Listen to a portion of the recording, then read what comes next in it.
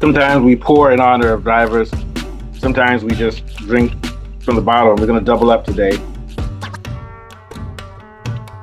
in honor of Checo Perez and his revenge. His revenge on Red Bull,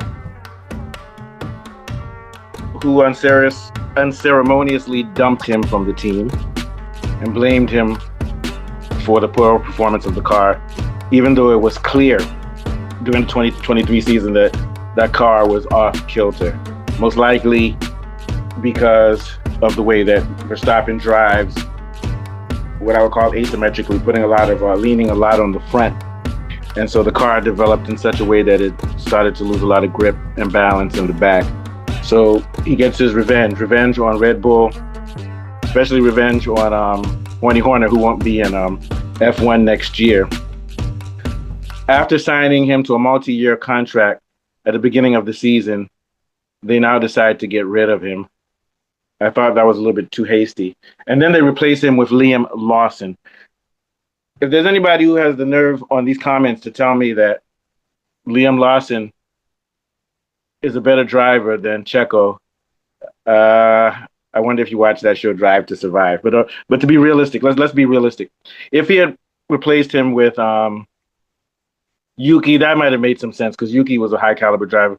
But with Checo, you're talking about someone who has won 6 races before that. You're talking about someone who, while driving for Racing Point, came 4th in the Drivers' Championship, ahead of a lot of guys. Came ahead of his teammate Lance Stroll, which is not saying a lot. Came ahead of Sainz. Came ahead of Lando Norris.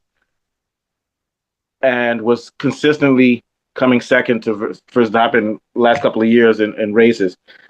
This is somebody who, from a 4-year period up until his decline, or a 3-year period, so I think it's 2021, 22, 23, he was in the top 4 for drivers. And you're telling me that you're going to get rid of him and then replace him with Liam Lawson. If you had replaced him with Piastri or anybody else, it would have been good. So it just goes to show you that Red Bull has 2 people who are smoking crack. Well, Helmut Marko smokes crack. Half of the stuff he says doesn't make sense. And I don't think Horner is smoking crack. I just think that Horner is an egomaniac. I don't know what else, but there's no excuse for getting rid of Checo. Revenge on especially the British media who clowned this guy. The year that Red Bull started to decline in 2024, it was clear the car wasn't good. It wasn't as good as it used to be. Max started losing to McLaren's Superboy Norris. Max really struggled last year, but managed to pull off a victory. So Max was falling down. That shows you the performance of the car was going down. And Checo was struggling. But it was clear that it was a car problem. But everybody was saying, "Oh, Checo's rubbish. He needs to be kicked off the team." Once again, if you want to kick him off the team, who do you want to replace him with? Liam Lawson?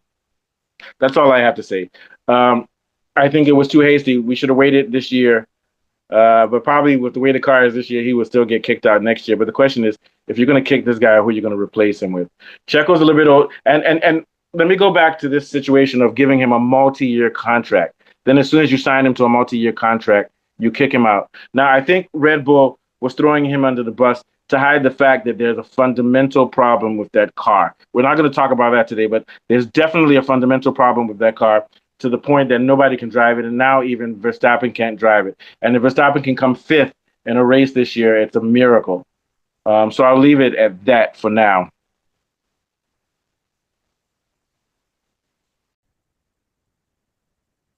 Okay, so now I'm going to go to something that Checo wrote. I think he's gloating with this press release he has, but he has every right to gloat. I would gloat too.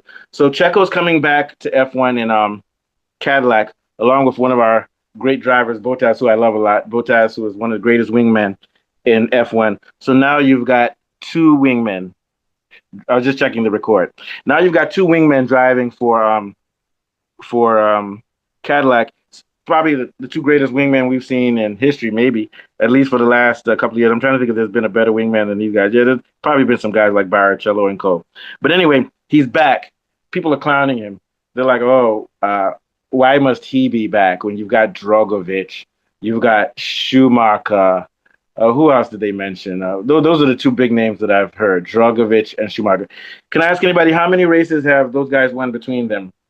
Last time I checked, Perez has won two. Perez was a wingman for he's won three or four constructors championships, and you're telling me that it's not fair to bring him back, that he's just coming back to make money and to be lazy, and it's just they're just bringing him for the Mexican money. That may be the case, but we have to remember once again. I'm going to go back to what Checo has done. Checo started off with not started off, but with Racing Point. He won his first race and he came fourth. That's a very good result for him. Came fourth, and thereafter fourth or second up until 2023. Then he had a fall off and came eighth his last year. What place will Yuki come this year? That's the question I would ask you. But we know that the Red Bull car is slower this year than it was last year. But I do not believe that Yuki, if he had joined Red Bull in 2020 or 2021 as Checo is, I don't believe he would have had the same results as Checo. Checo is a high caliber driver, and I think he's been overlooked probably because he's Mexican and this is a British dominated sports. But we who know. So let's read what Checo said. Checo said he's talking about the Red Bull car, and he's explaining how he warned Red Bull that car was slow even before it started to drop in performance. He warned them, and Helmut Marko and co shrugged him off. I wonder if even maybe Adrian Newey may have shrugged him off, but he warned everybody that this car was slow and that it had not just that it was slow. He didn't say it was slow. He said it had fundamental problems. He even said it before Verstappen said it. So here's what he says about the car. It's a very unique car, very unique driving style that I managed to survive for many years, but it's difficult. And the way it works, and you've seen it with great drivers before my time or even after my time. I think Yuki and Liam, they've scored like 5, 6, 7 points or something like that. So it's very, very difficult, very tricky. But Yuki and Liam are fantastic drivers, but it's just the way it is to drive it. He's taking a dig. Basically what he's saying is, you guys got rid of me talking about the car so bad. Well, what's Yuki's doing? What did Larson do? Larson got his ass smoked. I think it was after 5 or 6 races. He ran back to mommy and what do they call it? Toro Rosso. I think they call it Racing Bulls now. And now Haja is saying, "Mommy, please, mommy, don't send me to Red Bull. Mommy, please, I want to stay with racing. I want to stay with Racing Bulls." So it goes to show you that Red Bull car is actually really a bull. It can't be controlled. But what he's saying is that, look, guys, you guys dissed me. You talked about me like I was shit. What's going on now? Even Verstappen is driving like shit in that car now. Continuing with what he said. He's talking about the car. You are losing confidence, but mentally, I was super strong. This is Spanish translation. I don't know. You are losing it's just the way it is to drive it. You are losing confidence.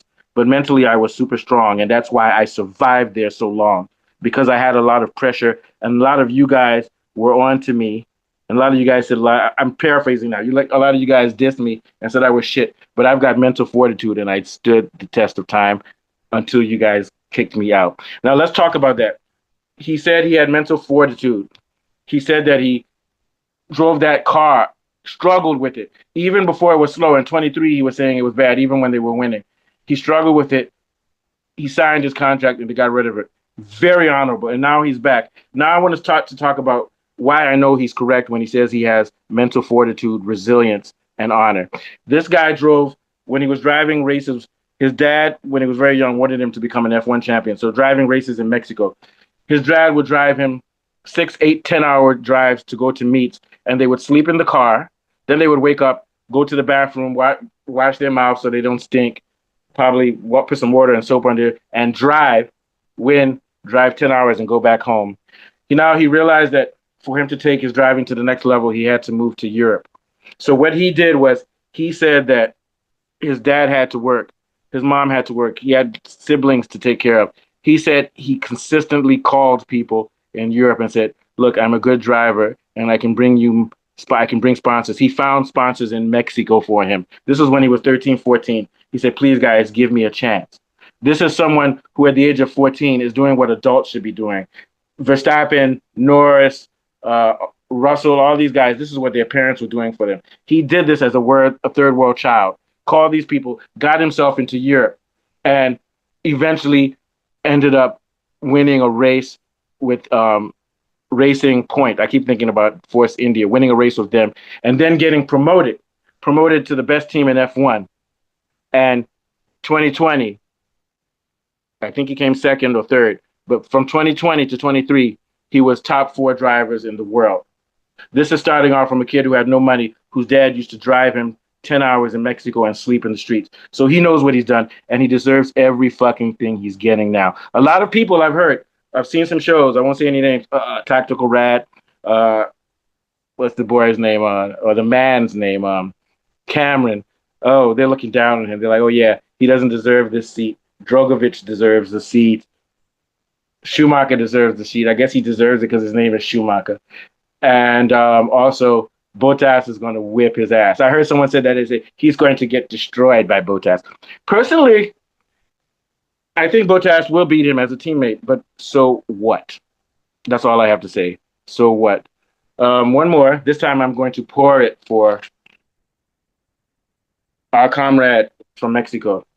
I'm in the U.S., so I can say he's my comrade because we're both North Americans, but I can also say he's my comrade because we're not British, we're not Aryan, we're not white, we're third world folks, but we deserve a voice too. And the way that he has been treated has been unfair.